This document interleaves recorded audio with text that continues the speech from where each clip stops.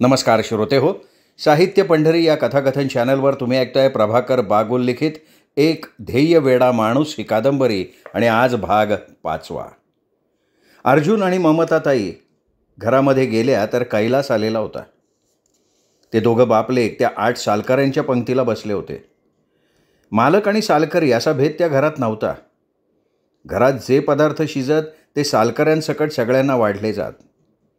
भिकाजी हडप आणि लता अक्का याबाबत खूप उदार स्वभावाचे होते. त्यांना पूर्ण जाणीव होती की ती सालकरी मंडळी उन्हातानात राबतात, मातीत हात खुपसतात, म्हणून आपला बंगला भरला जातो, लक्ष्मी आपल्या बंगल्यात नांदते. त्यांच्या मनात दुजाभाव नव्हता. याचा परिणाम असा झाला होता की ते लोक अंग झाडून काम करत, अंगचोरपणा अजिबात करत नव्हते ते, आणि त्यांच्या कामसू वृत्तीमुळे काही कमी पडत नव्हतं. पुरुष लोकांची जेवणं होतात. स्वयंपाकीण सिंधू, मोलकरणी यमुना, लता अक्का आणि ममताताई एकत्र जेवायला बसल्या. बोलत बोलत त्यांनी आपली जेवणं आटोपली. जेवणं आटोपताच मोलकरणीनं भांडी घासून स्वच्छ केली, स्वयंपाकगृहात झाडू मारून घेतला. या दोघी मळ्यातल्या आपल्या घराकडे निघून गेल्या.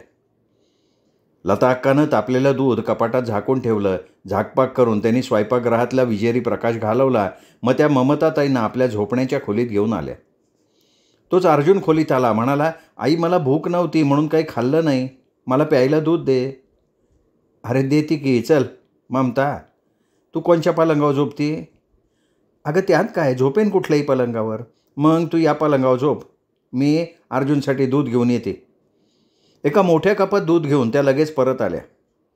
येताना त्यांनी एक रिकामी बशी आणली होती. त्याच्या हातात कपबशी देऊन म्हणाल्या, दुधात साखर टाकली, दूध प्यायचं आणि या पलंगावर झोपायचं. नाही नाही मग मी मावशीजवळ झोपतो.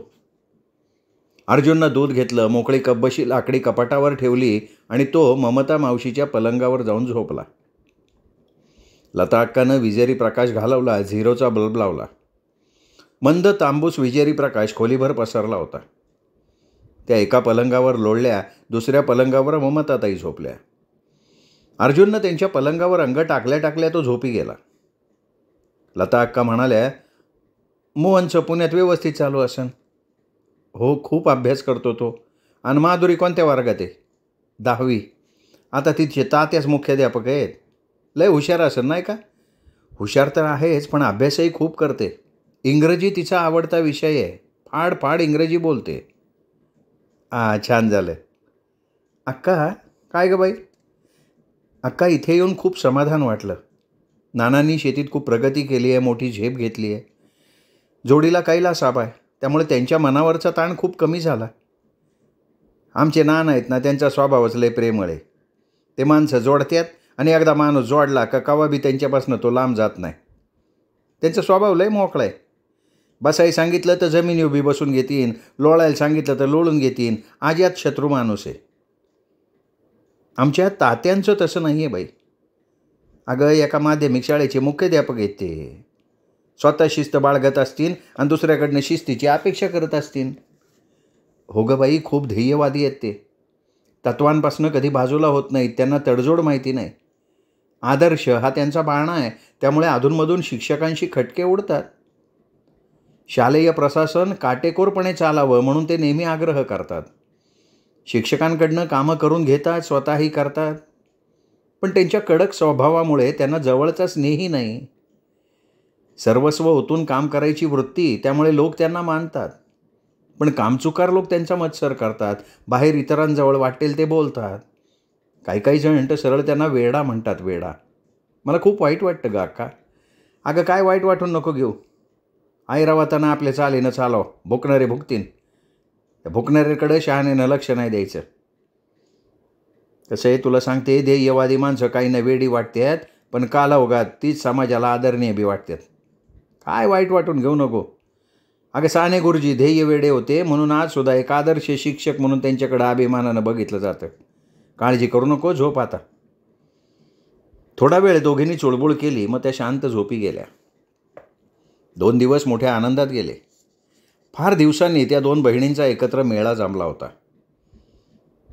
पहिली वरमाई म्हणून नवरदेवाची मावशी आली होती. या 2 दिवसात आणखीन 2 जवळच्या पाहुण्या आल्या होत्या. त्यांनी तांदूळ, डाळी, साळी निवडायला सुरुवात केली होती. काळे लाल मसाले तयार करायचे म्हणून मिरच्या खोडायला प्रारंभ केला होता. मळ्यातल्या वस्तीवरच्या बायका मदतीला आल्या होत्या. तिसरा दिवस उगवला. संध्याकाळी थोडेसे पाय मोकळे करावेत म्हणून ममताताई बंगल्याच्या मागे बसल्या. 6 वाजले होते. सभोवताली सर्वत्र अंधारून आलं होतं. विजेरी प्रकाश सगळीकडे पसरला होता. त्यांचं लक्ष सहज गाईच्या गोठ्याकडे गेलं. गोठ्यात त्यांना कैलास आबा दिसला. नकळत त्या तिकडे वळल्या. गोठ्याच्या दारात आपल्या मावशीला बघून कैलास आबा चकित झाला.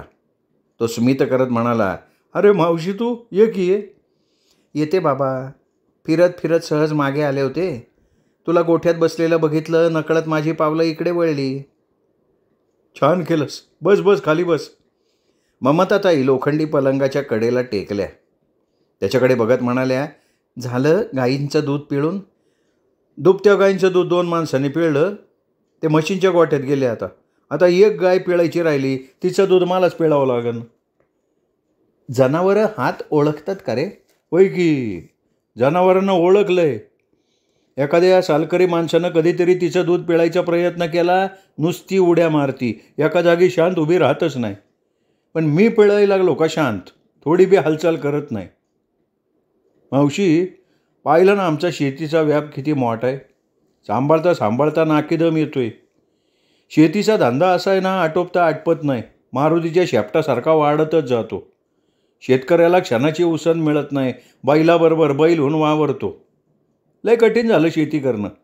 आणि शेती कामाला माणसंच मिळत नाही. मिळाली तर मागतील तेवढा पैसा द्यायला लागतो त्यांना. कठीण आहे सगळं. एक गोष्ट ध्यानी असू दे आबा. कोणती? शेतकरी हा खूप मोठा अन्नदाता आहे. शेती पिकवून तो आपल्या देशबांधवांवर खूप मोठा उपकार करतो. शेतकऱ्यांनी शेती पिकवलीच नसती तर मनुष्य प्राण्याला खायला अन्न मिळालं नसतं. तो शेती करायला लागला म्हणून एकजुटीनं राहायला लागला. मानवी समाज निर्माण झाला. आणि अरे, आपल्या देशाची अर्थव्यवस्था शेतीवर अवलंबून आहे. एखाद्या वर्षी नियमित पाऊस पडला नाही, शेती पिकली नाही तर देशाची अर्थव्यवस्थाच बिघडून जाते. शेतकरी हा जगाचा पोशिंदा आहे. म्हणून शेती व्यवसाय चांगला चालला तर देशात शांतता असते, सगळ्या गोष्टी सुरळीत पार पडतात. हे अगदी बरोबर आहे. पण राज्य शासनाचा कारभार असा काही थंड असतो का शेतकऱ्यांसाठी विविध योजना राबवून सुद्धा त्याची कार्यवाही सुरळीत पार पडत नाही ना. सरकारी कामकाज धीम्या गतीनं चालतं. त्यामुळे शेतीचा म्हणावा तसा विकास होत नाही. आणि याला कारणीभूत आपलीच लोक. ते कसं काय आबा? देशाला स्वातंत्र्य मिळाल्यानंतर राज्यातनं लोक विधानसभेवर निवडून गेले, आमदार झाले. त्यातले सर्वात अधिक शेतकरी कुटुंबातले, शेतकऱ्यांची पोरं आहेत ती. मग मला सांग, शेतकऱ्याच्या विकासासाठी त्यांनी शेती व्यवसायात बदल करायला नको का? पण सत्ता हाती आली ना, सगळं विसरतात. ते फक्त आपल्या कुटुंबाचा, नातलगांचा विचार करतात, भ्रष्टाचारी होतात. मग अशानं राष्ट्राचा विकास नाही ना होणार मावशी. बरं जाऊ दे मावशी, एका गाईचं दूध मला पिळायचं, तेवढं घेऊ का पिळून? अरे हो, घे की. कैलासनं पलंगावरनं खाली येऊन वासरू सोडलं. त्याला मोकळं सोडताच ते गाईकडे धावलं. तिच्या आचळाला भिडलं. आपल्या तोंडानं आचळाला ढुसकणी देऊन दुग्धपान करायला लागलं. 5-1 मिनटं झाल्यावर कैलास दुधाचं भांडं घेऊन गुडघ्यावर बसला. तो दूध पिळायला लागला. पण आज काही ती गाय स्थिर उभी राहू शकत नव्हती. सारखे हालचाल करत होती. तो वैतागला. उंच आवाजात म्हणाला, ए मावशे. काय रे, जरा इकडे ये ग. ममताताई पलंगावरनं खाली आल्या. गाईच्या जवळ आल्या. जवळ येऊन त्यांनी विचारलं, काय म्हणतोयस? जरा वासराचं दावा हाती धर. गाईजवळ उभी राहा. आपल्या वासराला बघून ती स्थिर उभी राहीन. अरे पण ती मारत नाही ना? नाही, गाय मारकी नाही मावशी, लय गरीब आहे ती. ममताताईंनी वासराचं दाव्या हातात घेतलं. वासराला ओढत त्या गाईसमोर आल्या. तिच्या बाजूला खेटून उभ्या राहिल्या. गाय आपल्या वासराला जिभेनं चाटायला लागली. ती शांत झाली होती. कैलास दूध काढायला लागला. त्याचं अर्धं भांडं जवळजवळ भरलं होतं. ममताताई गाईच्या टोकदार शिंगांकडे बघत होत्या. त्या आपल्या घरच्या विचारात गर्क झाल्या होत्या. माधुरी आत्ता घरी काय करत असेल, दुपारी तिने काय स्वयंपाक केला असेल, अनेक विचार त्यांच्या मनात घोळत होते. त्याचवेळी एक गोमाशी गाईच्या तोंडावर बसली. त्या गोमाशीला झटकून काढण्यासाठी गाईने आपली मान जोरात हलवली. मानेला मोठ्यांदा झटका दिला. गाईने तो झटका अनपेक्षित दिला होता. ताई आपल्या विचारातच गर्क. गाईनं झटका दिल्यावर बाजूला व्हायचं काही भान त्यांना राहिलं नाही. गाईच्या टोकदार शिंगांचा स्पर्श त्यांच्या पोटाला झाला. पोटाच्या वरची त्वचा थोडीशी फाटली गेली. हवा पोटात शिरली आणि पोटाचा कोथळा एकदम बाहेर आला. आपल्या पोटातला कोथळा बाहेर येताच त्यांनी आपल्या दोन्ही हातांनी तो दाबून धरला आणि जवळजवळ हंबरडाच फोडला. त्या मोठ्यांदा किंचाळल्या, कैलास, कैलास, अरे शिंगाच्या झटक्यानं माझं पोट फाटलं रे. हे बघ कोथळा बाहेर आला, आता काय होईल रे माझं. कैलासने हातातलं दुधाचं भांडं चटकन बाजूला झटकलं. त्यांनी ममताताईंना आपल्या दोन्ही हाताने आधार दिला. त्यांना हळू खाली झोपवलं. तो खूप घाबरला होता.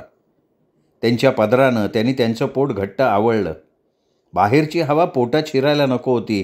ती शिरली असती तर पोटावरची बाहेरची त्वचा संपूर्ण फाटली असती. त्यांनी प्रसंगावधान दाखवलं होतं. त्यांनी ममताताईंना धीर दिला. म्हणाला, मावशी घाबरू नको, धीर सोडू नको, काय होत नाही तुला. त्यांनी मोठ्यांदा आवाज दिला, रामा पिरा धावा रे. कैलासाबाचा भेदरलेला आवाज ऐकून ते गडबडीनं गोठ्यात शिरले, जवळ आले आणि ते भयंकर दृश्य बघून ते सुद्धा घाबरले. रामा एकदम पुढे सरसावला. त्याने आपल्या खांद्यावरचं उपरणं हाती घेतलं, पदर बाजूला केला, उपरण्यानं पोट घट्ट आवळलं. ममताताई खूप घाबरल्या होत्या पण सावध होत्या. कैलासाबा त्यांना धीर देत होता. पिरा चांगला अनुभवी होता. तो म्हणाला, आबा, रक्ताचा योग थेंब देखील बाहेर पडला नाही म्हणजे आतड्यासली काही दुखापत झाली नाही. आपण मावशीबाईसनी शियारा चांगल्या डॉक्टरच्या दवाखान्यात नेऊ. त्यांची बाहेरची कातडी शिवली ना का सगळं काही ठीक होते बघा. ड्रायव्हरला गाडी घेऊन बोलवा. रामा पळ लवकर, तानाजी ड्रायव्हरला बोलव, गाडी आण. त्याला घाई करायला लाव, लय कठीण वेळ आहे म्हणावं. गडबडीनं तो गोठ्याच्या बाहेर पडला. ममताताई डोळे मिटून जागेवर पडल्या होत्या. कैलासाबानं हळूवार आवाजात विचारलं, मावशी तुला काही त्रास होत नाही आहे ना. त्या म्हणाल्या, अजून तर तसं काही जाणवत नाही आहे रे आबा. तोपर्यंत ही बातमी मळाभर झाली. पुरुषांच्या बायकांच्या झुंडीच्या झुंडी गोठ्याकडे यायला लागल्या. भिकाजी हडप, लता अक्का, आलेल्या पाहुण्या सगळेजणं घाबरले, गोठ्याकडं लगबगीत आले. तानाजी ड्रायव्हरनं गाडी गोठ्याच्या दरवाज्यासमोर आणून उभी केली. भिकाजी नाना जवळ आले. त्यांच्या पाठोपाठ लता अक्का. जवळ बसून भिकाजी नाना म्हणाले, ममता, काय त्रास होत नाही ना. नाही नाना, घाबरू नको, सगळं काही ठीक होईन. कैलास, ममताला हळूच मागच्या शीटवर झोपवा. सोबत कोणीतरी 2 बायका असायला पाहिजे. तू मळ्यात थांब, मी संगतीनं जातो. चालेल की नाना. कोणत्या हॉस्पिटलला नेत आहे. मी ते डॉक्टर उपासनीच्या श्री हॉस्पिटलला नेतो. तोपर्यंत रामा, पिरा, गुलाब आणि मानाजीनं ममताताईंना अलगद उचललं, गाडीच्या मागच्या सीटवर झोपवलं. लता अक्का आणि मोलकरीणबाई जवळ बसल्या. हॉस्पिटलमध्ये सेवा करण्यासाठी कुणीतरी असावं म्हणून भिकाजी नानांनी त्या मोलकर्णीला बरोबर घेतलं होतं. ते ड्रायव्हर शेजारी बसता ड्रायव्हरनं गाडी सुरू केली. रस्त्यातले खासखळगे टाळत तानाजीनं गाडी श्री हॉस्पिटलच्या आवारात आणून उभी केली. गाडीतले लोक खाली उतरले. हॉस्पिटलमधल्या सेवकांनी त्वरित स्ट्रेचर आणलं गाडीजवळ. ममताताईंना हळू स्ट्रेचरवर घेऊन हॉस्पिटलमध्ये आणलं गेलं. भिकाजी हडपांनी डॉक्टर उपासनींना घडलेली घटना थोडक्यात सांगितली. डॉक्टरांनी पेशंटला लगेच अत्यावश्यक विभागात न्यायला सांगितलं. आधी भूलतज्ञ डॉक्टरांना हॉस्पिटलवर बोलवलं, भूल देऊन घेतली. त्यानंतर अत्यावश्यक विभागात त्यांना ऑपरेशन टेबलवर घेऊन त्वरेनं उपचारांना सुरुवात केली. डॉक्टर उपासनी 2 तास झगडत होते. जोडीला शहरातले आणखीन काही तज्ज्ञ डॉक्टरही होते. ममताताईंच्या पोटात कुठली दुखापत झाली नव्हती म्हणून डॉक्टरांनी परमेश्वराचे मनोमन आभार मानले. ममताताईंना स्पेशल खोलीत आणलं तेव्हा रात्रीचे 3 वाजले होते. ममताताईंची त्या प्राणावर बेतलेल्या कठीण प्रसंगातनं सही सलामत सुटका झाली म्हणून लता अक्कांनी मनोमन समाधान व्यक्त केलं. काही बरं वाईट झालं असतं तर त्यांच्या मनावर फार मोठा आघात झाला असता. बंगल्यात होऊ घातलेल्या मंगल सोहळ्यात अडथळा निर्माण झाला असता. आपली किंवा पूर्वजांची पूर्वपण्यही म्हणून हे संकट टळलं या सुखद भावनेनं त्या खोलीतच एक चादर टाकून झोपी गेल्या. अकस्मात एखादं संकट माणसावर किंवा कुटुंबावर कोसळलं की ती व्यक्ती किंवा कुटुंब जवळजवळ उद्ध्वस्त होऊन जातं. अशीच काहीशी भिकाजी नानांच्या कुटुंबियांची स्थिती झाली होती. तो वाईट प्रसंग टळल्यानं ते सुद्धा सुखावले. सुटकेचा निश्वास सोडला त्यांनी. सकाळी 8 वाजता ममताताई जाणीवेच्या जगात आल्या. आल्या आल्या त्यांनी आपला हात पोटावर नेला. तिथे भलं मोठं बँडेज बघितलं आणि त्यांना कालचा संध्याकाळचा प्रसंग जसाच्या तसा आठवला. त्यांच्या डोळ्यातच पाणी तरळलं. कॉटवर बसलेल्या लताक्केच्या नजरेतनं ते सुटलं नाही. चमकून त्यांनी विचारलं, अगं तुझ्या डोळ्यात अश्रू का. अक्का, कालचा तो प्रसंग थोडा जरी आठवला ना, माझ्या मनाचा थरकाप होतो ग. अगं, त्यातनं सही सलामत बाहेर पडली न तू. पडले हे खरं आहे, पण वाईट घडलं असतं तर माझ्या मोहनचं, माधुरीचं काय झालं असतं ग? काय झालं नसतं ग? एक दिवसाच्या बाळाचं काय अडून राहत नाही. तुझी पोरं तर चांगली उडती पाखरं आहेत. तू त्या कठीण प्रसंगातनं बाहेर पडली यात समाधान मानायचे. आता तो विचार सोडूनच दे ग. पण एक गोष्ट मात्र खरी आहे, वेळ आली होती पण काळ आला नव्हता. अक्का, यांना फोनवरून घडलेल्या घटनेविषयी कळवलं असतं तर खूप बरं झालं असतं. अगं, नाना आत्ता गेले सार्वजनिक बूथवर फोन कराया. अर्धा तास झाला असेल. कदाचित आता परत पण येत असतील. आणि त्याचवेळी भिकाजी नाना हॉस्पिटलचं बाहेरचं फाटक उघडून आत शिरत होते. लता अक्का आनंद विभोरून म्हणाल्या, अगं बघ के आले ते, त्यांना लय आयुष्य आहे. भिकाजी हडपांनी खोलीत प्रवेश केला. ममताताईंना जाणीवेच्या जगात आलेलं बघून ते प्रसन्न झाले. ममता, आता ठीक वाटतंय ना? ओ नाना, आता खूप चांगलं वाटतंय. काळजी करायचं कारण नाही असं वाटतंय. तुझ्या आयुष्याची दोरी भक्कम असणार म्हणून वाचली तू. नाही तर कालच्या रात्रीची तुझी अवस्था बघून मी लय मनातनं घाबरलो होतो. मी मलाच धीर देत होतो. मी विचार करत होतो का आपण घाबरलो हे घरातल्या लोकांनी बघितलं तर ते सुद्धा घाबरतील. मी सगळ्याला हिंमत देत होतो. चला, कोणीतरी केव्हा तरी पुण्य संपादन केलं असेल आणि ते पुण्य फळाला आलं म्हणायचं. अहो ऐका ना, लता अक्का म्हणाल्या. तुम्हाला त्या फोनबद्दल विचारायचं असेल ना? तुला सांगतो ममता, तुझा नवरा लय विलक्षण माणूस आहे बरं का. अगदी थेट स्थितप्रज्ञ ऋषीच वाटला मला तर. त्या स्थितप्रज्ञ ऋषीवर जसा ऊन वारा पाऊस सुख दुःख याचा काय परिणाम होत नाही ना, तसाच काहीसा. म्हणजे काही विलक्षण घडलं का? काय घडलं नाना? आता मी घडलेली घटना सांगितली होती, थोडेसे हळहळले, त्यांचा आवाज थोडासा वालावला. आपल्या पत्नीवर कोसळलेल्या प्रसंगानं ते व्यथित झालेले आढळले बरं का. त्यांनी परमेश्वराचे बी आभार मानले. यापुढं तिला दीर्घायुष्य लाभो म्हणून परमेश्वराजवळ त्यांनी फोनवर प्रार्थना बी केली. मी त्यांना म्हणलं, तात्यासाहेब, परमेश्वराचं अस्तित्व सर्वत्र आहे. सन्मार्गानं मार्गक्रमण करणाऱ्या व्यक्तीवर तो भरभरून प्रेम करतो, त्याला संकटमुक्त करतो. तुमच्या पत्नीवर आलेलं संकट दूर झालंय, ती वाचली, तिला भेटायला तुम्ही हिंगोलीला कधी येता? तर ते मला म्हणले, नाना, तुम्ही दोघं पती पत्नी थोरले म्हणून तिच्या आईवडिलांच्या ठाई आहे. तुमची हिमालयासारखी शीतल छाया आहे तिच्यावर, मग तिला काय कमी पाडणार आहे? मला पूर्ण खात्री म्हणले का माझ्या शाळेनं मला असं काही जकडून ठेवलं आहे का मी शाळा सोडून क्षणभर कुठं जाऊ शकत नाही. तुम्ही एक काम करा म्हणले, तुमच्याकडचा विवाह सोहळा आटापला ना का तिला कैलासबरोबर गंगापूरला पाठवून द्या. आता तुम्ही दोघी मला सांगा, एक स्थितप्रज्ञ ऋषी आणि तात्यासाहेब याच्यामध्ये फरक काय आहे? काय नाही. आता या ठिकाणी दुसरा कोणी माणूस असता तर ताबडतोब हिंगोलीला येणारी गाडी पकडली असती. ममता, तू काय वाईट वाटून घेऊ नको. लक्षात घे, नियतीने ना तुला साथीदार म्हणून एक कर्तव्यदक्ष पुरुष दिलाय. असा पुरुष का जो कोणत्या बी प्रलोभनाला बळी पडू देत नाही. अंगीकारलेलं कर्म त्याला अंतिम सत्यच वाटतं. मोह मायेपासनं त्यांनी स्वतःला दूर ठेवलंय. आपले विद्यार्थी घडवायचा ध्यास घेतलाय त्यांनी. तात्यासाहेब म्हणजे प्रति साने गुरुजी. साने गुरुजींनी तर आपल्या आदर्शानुसार देशात घडत नाही म्हणून आयुष्याचा शेवट बी केला. नाना, पण हे अति होतंय असं नाही वाटत तुम्हाला? आम्हाला नक्की वाटणं अति होते. ज्या लोकांनी उदत्त तत्व आपल्या उराशी बाळगून आदर्शाचा ध्यास घेतलाय ती माणसं आहेत ना, माया मोहाच्या बंधनात नाही अडकत. ती माणसं आपल्या तत्वांना कधी दूर नाही करत. युधिष्ठिर धर्मराजानं सत्याचा पाठपुरावा करताना किती अवहेलना मानहानी झाली तरी आपलं सत्यवचन नाही सोडलं. सत्यासाठी 12 वर्षाचा वनवास, 1 वर्षाचा अज्ञातवास सोसला, पण तत्वाला पाठ नाही दावली. तसंच काहीशे तात्यासाहेब आपल्या आदर्श तत्व पाळणार आहेत. हे बघ, आमच्या इथले विवाह सोहळ्यात तू स्वतःला पूर्णपणे झोकून दे. लूट आनंद लूट, जेवढा आनंद लुटता येईन तेवढा लूट. विवाह सोहळा संपला ना का कैलास तुला गंगापूरला पोचवा येईन. लक्षात ठेव, तात्यासाहेबांना त्यांच्या मार्गानं जाऊ दे. तू त्यांच्या मार्गातला अडथळा होऊ नको. जेवढं सहकार्य करता येईल त्यांना तेवढं कर, कळलं का?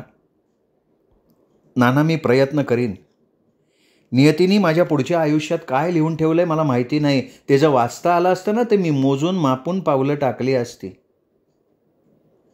पण ती वाचता येत नाहीत ना, त्यामुळे सगळीकडे अंधारलेलं दिसतं. अहो, याला संसार म्हणतात ममताताई. माणसाला जर आपलं भविष्य वाचता आलं असतं तर त्याला आपल्या जीवनात रसच राहिला नसताना. मग आत्महत्यांचं प्रमाण लय वाढलं असतं. भविष्य अज्ञात आहे म्हणून कुतूहल आहे, आणि कुतूहल आहे म्हणून माणूस आशेच्या झोपाळ्यावर हिंदकळत राहतोय. तेवढ्यात कैलासाबा खोलीत शिरला. पाठोपाठ अर्जुन. आपल्या मावशीला कॉटवर झोपलेलं बघून तो तिकडे धावला. लता अक्कानं आपल्या हाताने त्याला जागेवर थोपवलं. कॉटच्या कडेला उभं राहून त्याने विचारलं, मावशी काय झालं तुला? तू का झोपली इथं? ममताताई हसत हसत म्हणाला, अरे तुझा तो वडावरचा भूतांचा राजा भूतनाथ, त्यांनी मारलं मला. तुला मारलं? ते कसं? अरे काल संध्याकाळी तो भूतनाथ गोमाशीहून गोठ्यात शिरला. आबा गाईचं दूध पिळत होता. मी वासराचं दावं धरून गाईच्या जवळ उभे होते. त्यावेळी गोमाशी बनलेला तो भूतनाथ गाईच्या शिंगात शिरला. त्या गाईच्या शिंगात शिरून शिंगाला दिला झटका. ते टोकदार शिंग घुसलं माझ्या पोटात. त्यामुळे माझं पोट फाटलं. पोट फाटलं तुझं? मला दाखव. अरे डॉक्टरांनी ते शिवलं आणि आता बांधलंय. आणि शिवलेलं पोट तुला दाखवलं ना तर डॉक्टर रागवतील. तरी मावशी मी तुला सांगत होतो तो भूतनाथ दुष्ट आहे, पण तुला काही पटतच नव्हतं ना. आता पटली ना खात्री? पटली रे बाबा, पटली. नाना, मावशींना मंत्र येतो. परवा या मावशीने मंत्र म्हणताच तो भूताचा राजा भूतनाथ झोपी गेला. काय सांगतो? तू मंत्र का नाही म्हणला मग? मला आठवलंच नाही वेळेवर बाबा तो. नाना, तुम्ही एक गोष्ट करा. ते डोंगरातलं वडाचं झाड आहे ना, तोडूनच टाका. ते तोडलं की भूतनाथाचं घर नाहीसं होईल, मग तो तिथे राहणार नाही. ठीक आहे, पेराला आणि रामाला मी सांगतो तोडायला. अर्जुन लगेच खोलीतनं बाहेरही पडला. कैलासाबा कॉटजवळ आला. म्हणाला, मावशी आता ठीक वाटतंय ना तुला? ओ रे, आता बरं वाटतंय. ना डॉक्टर साहेबाला मावशीच्या खाण्याविषयी विचारलं का? नाही विचारलं नाही, पण 2-3 दिवस फक्त पातळ द्रव घ्यायला सांगितलंय. मग मी विचारून येतो की. तो खोलीतनं बाहेर पडला. 3 दिवस ममताताईंना द्रवरूप पदार्थ देण्यात आले. नंतरच्या 2 दिवसात पचनाला हलके फुलके पदार्थ देण्यात आले. 5व्या दिवशी पोटावरचे टाके खोलून त्यांना बंगल्यावर रवाना करण्यात आलं. ममताताई बंगल्यावर सुखरूप परत आल्यानं मळ्यातले मजूर, बायका, पुरुष सगळे खुश झाले. मोलमजुरी करणारी माणसं परिस्थितीनं गरीब असली तरी मनानं श्रीमंत असतात. त्यांची श्रीमंती त्यांच्या वागण्या बोलण्यातनं प्रकट होत असते. जवळच्या नात्यातल्या पाहुण्यारावळ्यांनी बंगला भरला जात होता. सकाळ संध्याकाळ घरातल्या बायका स्वयंपाकाला भिडत होत्या. जेवणाच्या पंक्ती उठत होत्या. मुलांनी हायदोस मांडला होता. ममताताई आता बऱ्याच सावरल्या होत्या. त्या घरातली हलकी फुलकी कामं करायला लागल्या होत्या. भिकाजी हडपांनी कैलासचा विवाह जळगाव शहरातल्या रावसाहेब जाधव यांच्या मुलीशी म्हणजे संगीताशी निश्चित केला होता. संगीता लाखात देखणी होती. सून म्हणून ती आपल्या घराला शोभून दिसेल म्हणून त्यांनी आपली पसंती कळवली होती. त्यांना आपल्या बंगल्यावर होणाऱ्या मुलाच्या विवाहाबाबत समाजासमोर एक आदर्श ठेवायचा होता. आणि त्यासाठी त्यांनी मुलीच्या पित्याला अट घातली की विवाहित मुलीवाल्याकडनं हुंडा घेणं मला मान्य नाही. तो एक असंस्कृतपणा आहे. आम्ही वरदक्षिणा म्हणून 1 रुपयासुद्धा घेणार नाही. विवाह सोहळा आम्ही आमच्या बंगल्यावर मळ्यात साजरा करू. मुलीचे दागदागिने वस्त्र आम्ही खरेदी करू. मुलीवाल्यांना आम्ही 1 रुपयासुद्धा खर्च करू देणार नाही. तुम्ही जवळचे लोक आणि नववधू यांना हळदीच्या आदल्या दिवशी हिंगोलीला आणा. आम्ही तुमची उत्तम बडदास्त ठेवू. भिकाजी हडपांची दिलदार वृत्ती बघून रावसाहेब जाधवांनी मान्यता दिली. दोघांच्या संमतीनं विवाह तिथी निश्चित झाली. भिकाजी नानांच्याकडे मनुष्यबळ फार मोठं होतं. त्यांनी मंडप सजावट, प्रकाश योजनेची कामं मुरलेल्या व्यावसायिकाकडे देऊन टाकली. शहरातील नामवंत सराफाकडे 1 किलो सोन्याच्या दागिन्यांची ऑर्डर देऊन टाकली. विवाह सोहळा 3 दिवसांवर आला. रावसाहेब नववधू आणि आपले पाहुणे घेऊन हजर झाले. ते खाजगी 3 गाड्यांमधनं आले होते. प्रशस्त मंडप उभारण्याचं काम चालू झालं. प्रकाश योजनेची व्यवस्था व्हायला लागली. दुसऱ्या दिवशी मुलामुलीला हळद लागली. भिकाजी नानांनी मंडपाच्या एका बाजूला न्हावी धोब्याची दुकानं उभारली. पानाचा स्टॉल मांडला होता. पाहुण्यांची कोणत्याही प्रकारे गैरसोय होऊ नये याची काळजी ते घेत होते. मळ्यातल्या मोठमोठ्या वृक्षांवरनं रंगीबेरंगी विजेरी प्रकाशाची आतषबाजी केलेली होती. भव्य प्रशस्त असा मंडप उभारला होता. उंच प्रवेशद्वार उभारण्यात आलं होतं. प्रवेशद्वाराच्या बाजूला कारंजं उभं करण्यात आलेलं होतं.